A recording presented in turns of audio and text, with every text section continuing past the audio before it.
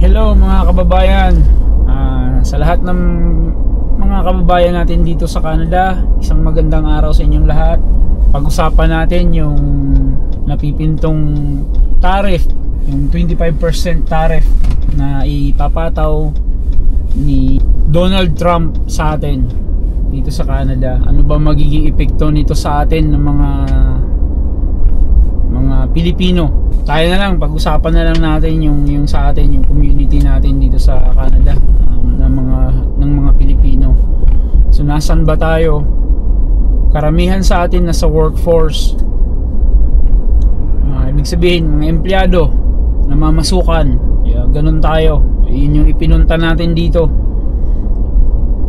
So kahit pa siguro dun sa mga kababayan natin na may mga negosyo na dito, makakaapekto pa rin daw. Ako personally, yung kinakabahala ko dito is yung trabaho ko, yung trabaho natin, dahil sigurado ako na maaapektuhan talaga tayo.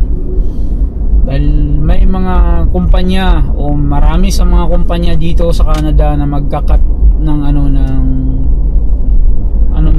workforce nila. Hindi pa nga tumatakbo yung tariff na yan, may mga kumpanya na nagbawas na ng mga empleyado nila. So paano pa kapag itong mga darating na buwan, diba? Karamihan ng mga negosyo dito, or yung pinaka biggest market ng Canada is US. Hindi natin maikakaila na tatamaan talaga. At yun na rin naman talaga sabi ng mga expert, di ba?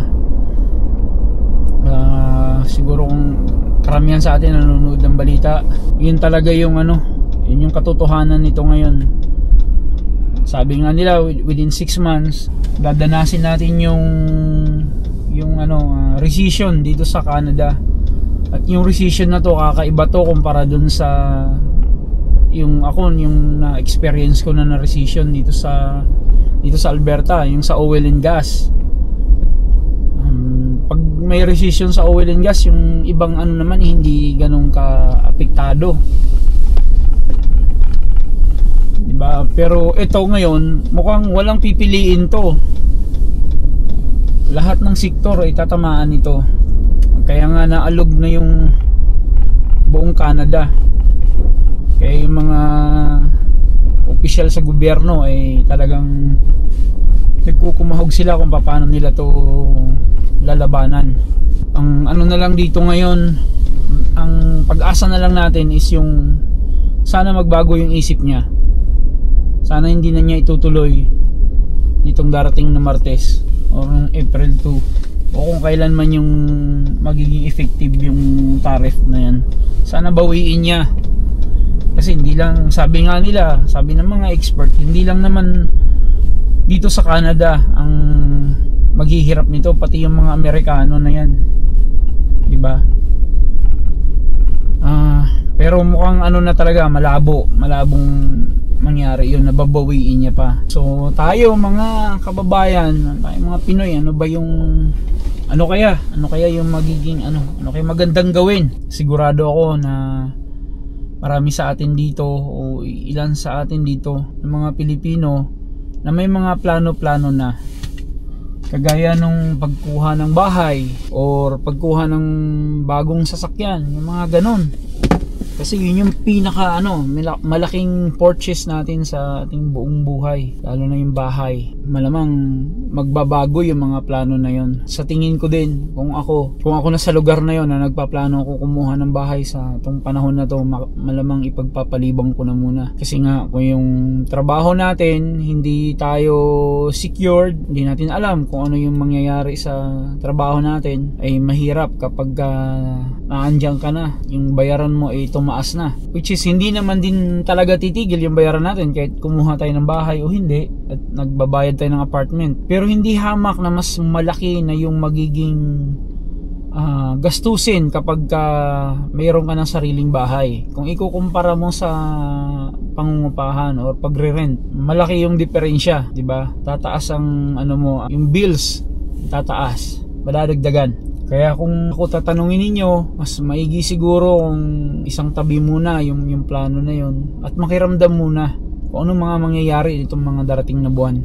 Tsaka ito pa, may nakabinbin na eleksyon dito sa Canada. Sana yung mapili ng mga Canadian na magiging susunod na leader dito sa bansang to ay magiging seryoso at talagang uunahin yung kapakanan ng Canadian, 'di ba? Yun sana. At napakadaming kinakaharap na problema ng bansang to. Yung problema sa immigration, yung sa international student na nag-overflow, karoon na ng house crisis, 'di ba? Yung sobrang tao pero kulang na yung mga kabahayan, kulang yung matitirhan. So isa 'yon sa mga malalaking problema. Kaya siguro muna, kumbaga laylo muna kung may mga planong ganun. Pero hindi ko sinasabi na wag nang tuloy kasi pangarap natin yun talaga Karamihan sa atin ng mga Pilipino na nagpunta dito, pagdating dito nagsisimula sa zero. At ano ba yung mga pangarap natin? Yun, magkaroon ng bahay. Yan. Yung sasakyan naman dito makakabili ka naman ng mga second hand. Madami naman dito yun. Pero siyempre, hindi maalis yung may pangarap kang sasakyan noon pa na dito mo lang maa-afford, 'di ba? Pero yun nga sa sitwasyon natin ngayon, mukhang muna siguro kung mayroong magagamit na pwede pa naman doon na lang muna magtiyaga. Yung medyo luxury, santabi muna. Yung mga hindi naman necessity, pagpaliban na muna. Ika nga, sa kasabihan natin, siguro sa panahon na to, maghigpit tayo ng sinturon. Yun yung ating magagawa. Pagdating naman sa trabaho, hindi tayo pwedeng tumigil. Ano mang mangyayari, di ba? Hindi ka naman din talaga pwedeng tumigil na walang ka ng trabaho. Kahanap at maghahanap talaga. Siguro ako maisasuggest ko yung ngayon pa lang maging na rin tayo flexible pagdating sa trabaho. Wag lang yung sa isang linya lang. Kahit sa loob ng isang kumpanya, kung mayroong mga sa ibang department na inaalok sa'yo na pwede mong matutunan, huwag tanggihan. Aralin. Alisin natin yung mentality natin na pag ginawa ko yan, sa akin ay papagawa yan parate. Or ako nagagawa niyan lagi. Yung mga ganong mentality, alisin natin yun. Mas maganda kung marami tayong kaalaman. Mas yung job security natin mas mataas. Pagdating sa ganitong sitwasyon, kumbaga mas pipiliin ka ng kumpanya na manatili kaysa dun sa limited yung alam or ayaw matuto sa ibang linya ng trabaho. So yun yung mga advantage. Personally, na-experience ko na yon nung 2015. Bago lang kami ni Dinsky nun dito sa Alberta. So yun yung may recession sa oil and gas. Nasa oil and gas kami. Kalain mo yung ang company na yun, nung magsimula kami doon, nasa 600 plus siguro yung empleyado. Hanggang sa ang natira na lang within 1 year na nagstay kami doon. Ang natira na lang 48 na lang kami na natira. Kasama na doon yung sa opisina, yung mga big boss. Ganun na lang ang natira dahil sa walang ginagawa, walang project. So yun yung na-prove ko na kapag flexible ka, kumbaga lalo na sa department kung nasan ka, alam mo lahat gagawin yung trabaho doon. Mas pipiliin ka nila. Mas pinili nila ako, mas pinili nila kami ni Dinsky na magstay. Samantalang kami yung pinakabago. May isa doon na 20 plus years na siya nung nagtatrabaho doon sa kumpanyang yun. Mas naliop pa siya kasi isang linya lang yung talaga yung ginagawa niya. Since na kami flexible kami kahit saang nung department namin kaya namin gawin, mas pinili kami na magstay.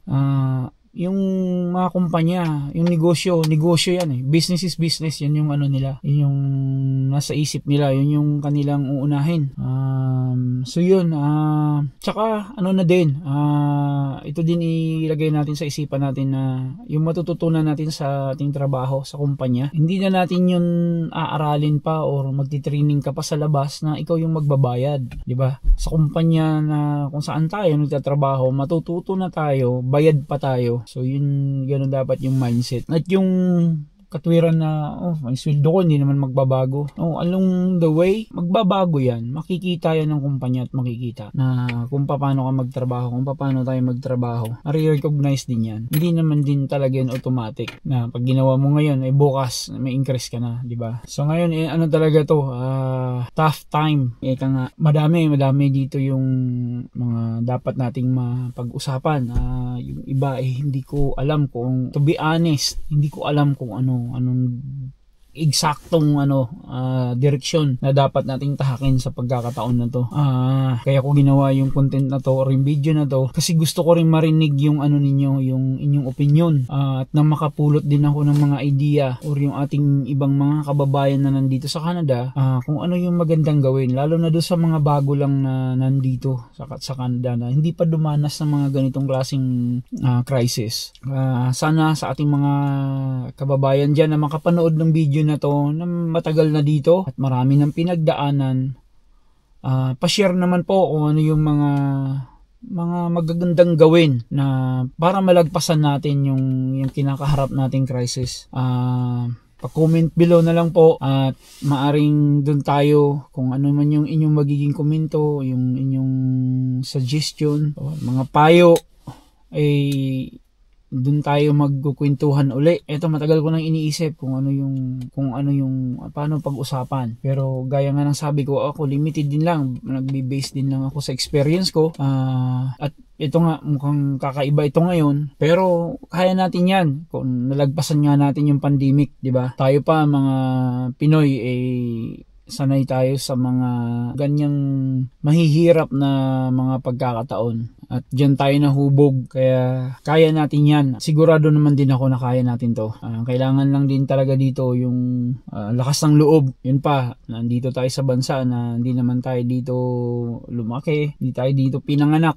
Kailangan dito yun din yung tulong-tulong ng bawat isa. So yun mga kababayan, please, kung mayroon kayong mga idea at kung may mga tanong kayo, comment below. Saka natin pag-usapan yan. Pa-share na rin ng video para makarating pa sa ating ibang mga kababayan na naandito sa Canada. Kaya ko to ina-address sa mga kababayan natin dito sa Canada kasi tayo yung andito ngayon yung dito ngayon yung nung tariff na yan. Ano bang tawag doon? Tamang term. Yung sa lindol to nandito yung pinagmumulan. Alam ko na may ibang bansa na ganun din yung pinoproblema nila. Pero since tayo na nandito, ito yung natin, problemahin natin. Ito yung paghandaan natin. Siguro hanggang dito na lang muna. Aabangan ko yung inyong magiging reaction tungkol dito sa usapin ito.